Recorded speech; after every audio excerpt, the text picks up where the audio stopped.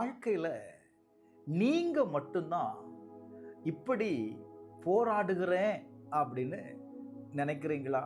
உங்க வாழ்க்கையில மட்டும்தான் இந்த கஷ்டம் அப்படின்னு உங்களுக்கு தோணுதா? வேதம் சொல்லுது, யோவான் 16:33, என்னிடத்தில் உங்களுக்கு சமாதானம் உண்டாயிருக்கும் பொருட்டு இவைகளை உங்களுக்கு சொல்லுகிறேன். உலகத்தில் உங்களுக்கு உபத்திரவம் உண்டு, ஆனாலும் திடன் கொள்ளுங்கள், நான் உலகத்தை ஜெயித்தேன்.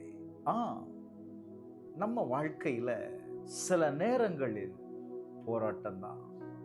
ஒவ்வொரு நாளும் ஒவ்வொரு சேலஞ்சஸை நாம் மீட் பண்றோம். ஒவ்வொரு பிரச்சனையும் ஒரு சுமையாய் நம்ம வாழ்க்கையில மாறிவிடுகிறது. அந்த சுமையின் நிமித்தம் நீங்க சோர்ந்து போயிருக்கலாம், அல்லது களைப்பு அடைந்திருக்கலாம்.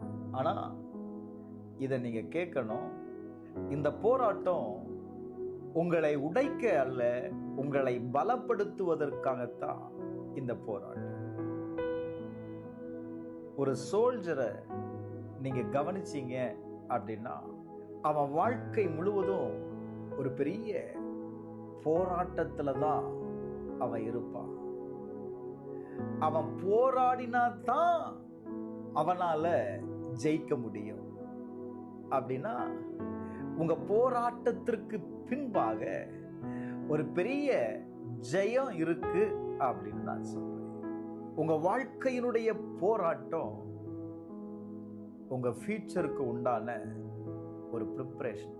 உங்க தேவன் உங்களுடைய ஒவ்வொரு கண்ணீரையும் அவர் பார்க்கிறார், ஒவ்வொரு வேதனையையும் அவர் அறிகிறார். இப்படி சொல்லுவேன், நீங்க போராடுகிற ஒவ்வொரு போராட்டத்தின் அருகில் என்ன இருக்கு தெரியுமா? உங்களுடைய ஜெயம் இருக்கு. இப்போ போராடுகிற அந்த போராட்டம் நிரந்தரம் இல்லைங்க, ஆனா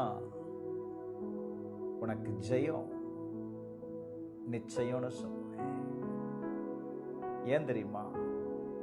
இந்த உலகத்தில் இருக்கிற எல்லா போராட்டத்தையும் இயேசு கல்வாரியில உங்களுக்காக ஜெயித்து உங்களுக்கு ஜெயத்தை கொடுத்திருக்கிறார். இந்த வார்த்தை உங்களோடு பேசியிருந்தா கீழே இருக்கிற கமெண்ட் பாக்ஸ்ல நான் ஜெயிப்பேன் அப்படின்னு சொல்லுங்க.